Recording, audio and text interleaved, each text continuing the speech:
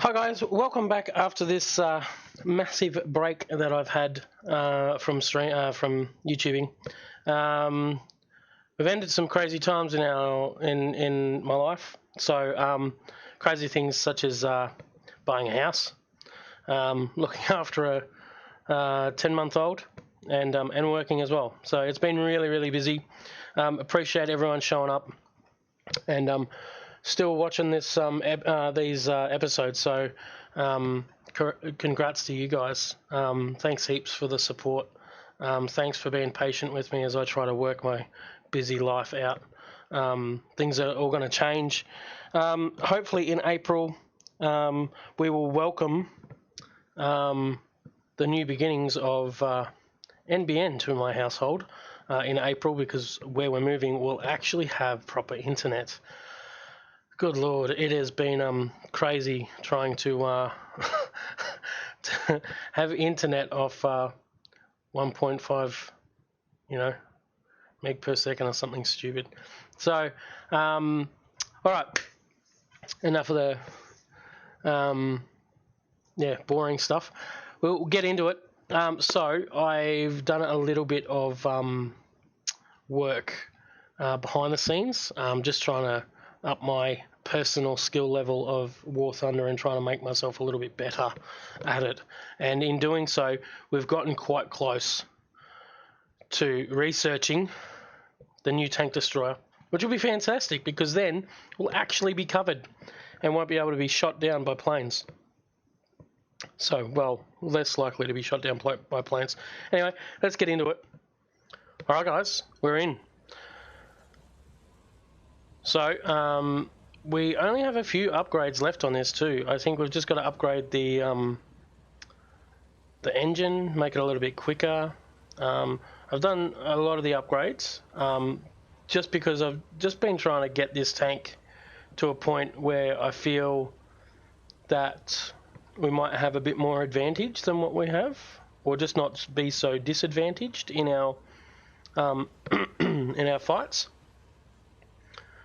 The silly thing is that we need to be front on pretty much in order to be able to hit anything. So wherever we go, it just means that we'll be running into the problem of having to shoot something front on and opening ourselves right up to be hit. So we'll try to sneak into somewhere that, we can find some cover and get behind stuff in order to be able to get the kills. So I will bring you back when we get into some action. We should be starting to see some, actually, maybe not even any need right now. We should be starting to get into some action now. So the tank we're going to be looking at today is the Type 4 Horo. This tank was a part of the Imperial Japanese Army. It was known as a self-propelled gun. It was inspired by a Grill series of tanks which were developed by Nazi Germany during World War II. The chassis selected was a modified Type 97 Chiha chassis, I think, which we've used previously in this.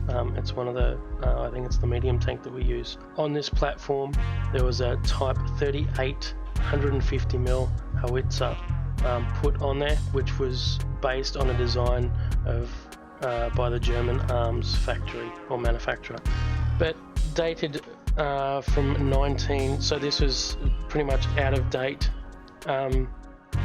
as it was dated back to 1905 and had been withdrawn from service as being obsolete in 1942.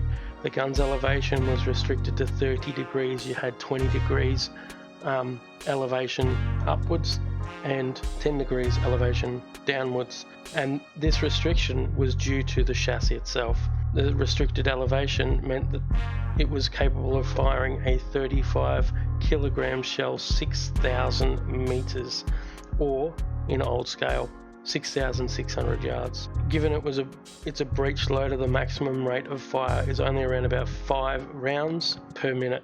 and this is shown close to be right in the game, as I think it's around about 23.2 seconds, I think, or 26.2 seconds or something, for fire rate, which is one of the slowest floaters in the game. It did have quite a few other issues. The other issues with the design was that the gun had a traverse movement, which means from left to right, of only 3 degrees. The gun crew, which in the tank was a gun crew of 6, in the game, gun crew of 3, because it's rated at 1.7, I guess due to the armor rating that's on it and the slow reload capabilities.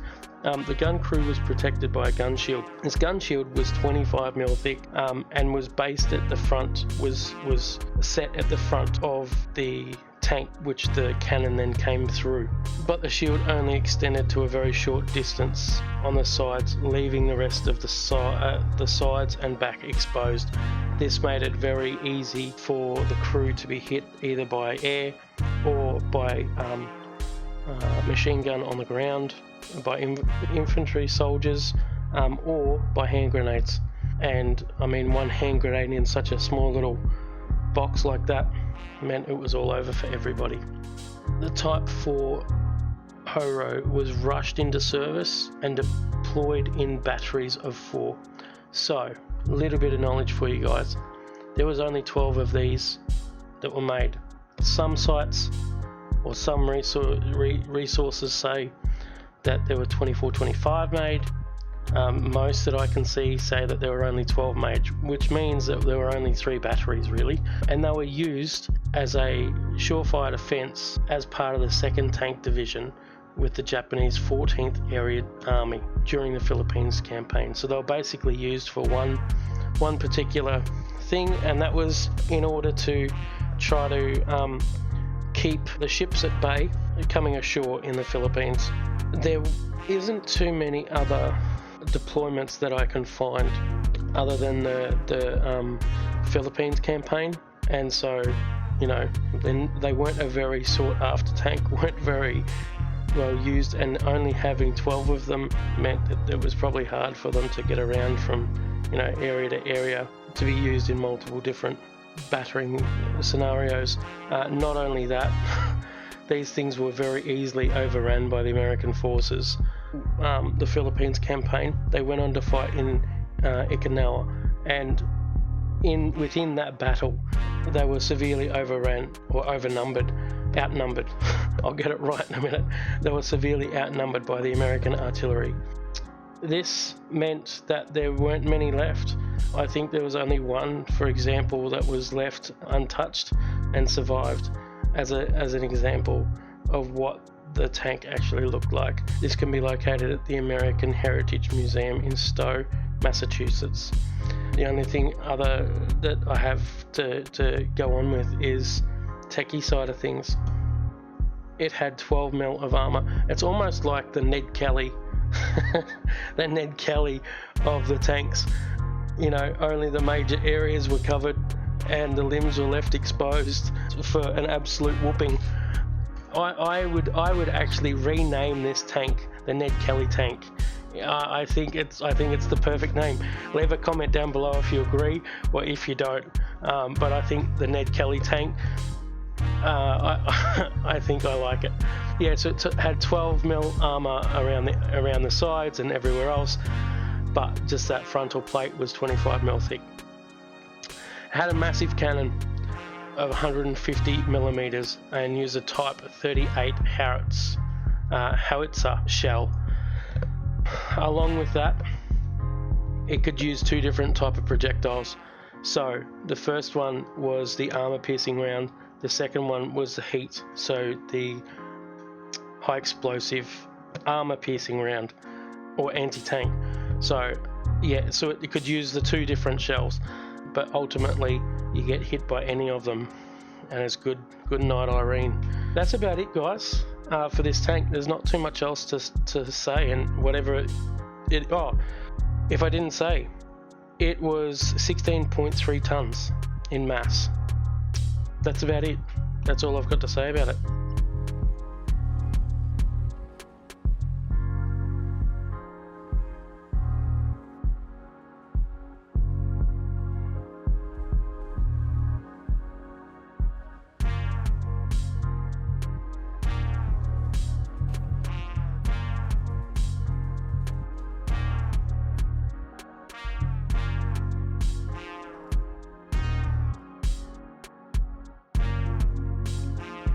If that reload speed was just a little bit quicker, my goodness, we'd actually get somewhere. I'll have to see how long it takes. There's supposed to be some tank destroyer out there that takes like 32 seconds or something to reload, which is just like, that's crazy. That's even worse than ridiculous. Like, that's nuts. Okay, we've got someone creeping up here. I think he's just been destroyed.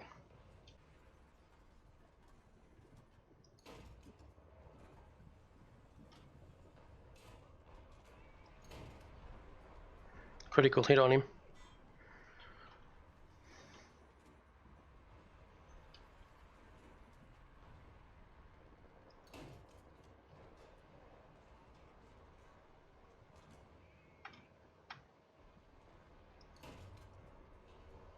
No penetration on that one.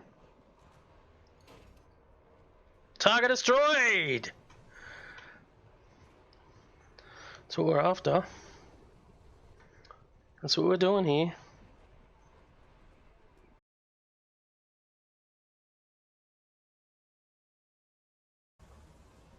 We've got a bit of speed on this one too, so that's to our advantage. I want to get over to A as soon as we can.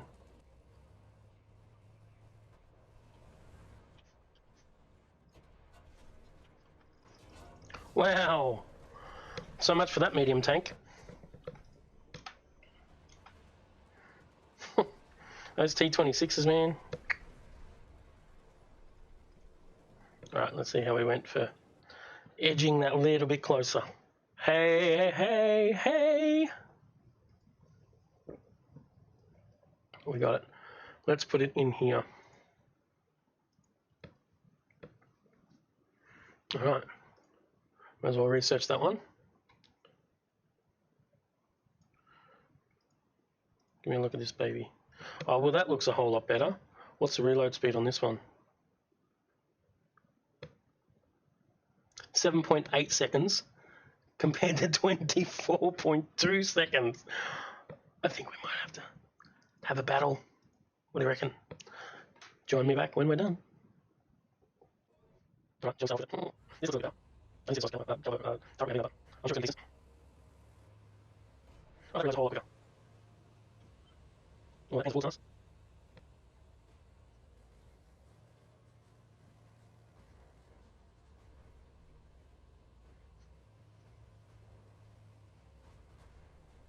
So 3 guys in sync. So it'll be easier to take out.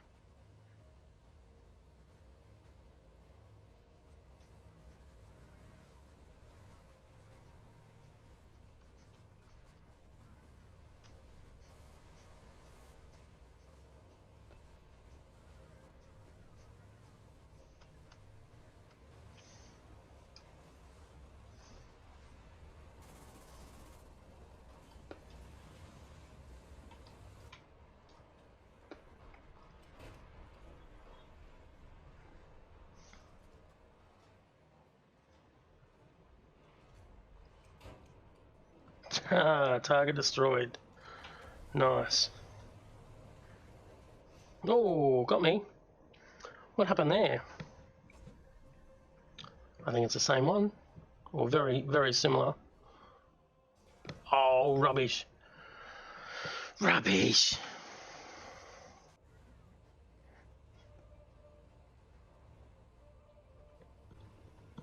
Alright, here we go. See if we can make our mark.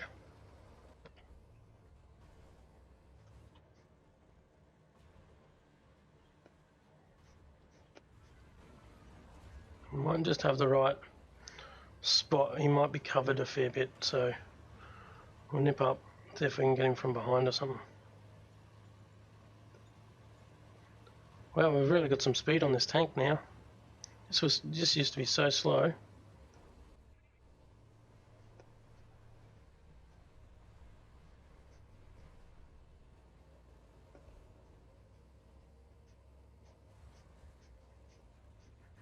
So if I can get over here. Oh well. Cool. Alright, thank you very much, guys. Hope you enjoyed it. If you did, put a like down, put a comment down, let me know what else you want to see, or if you think I can do something better. Be positive, be aware that, you know, negative comments probably aren't going to make it. But thanks heaps, and I'll see you next time.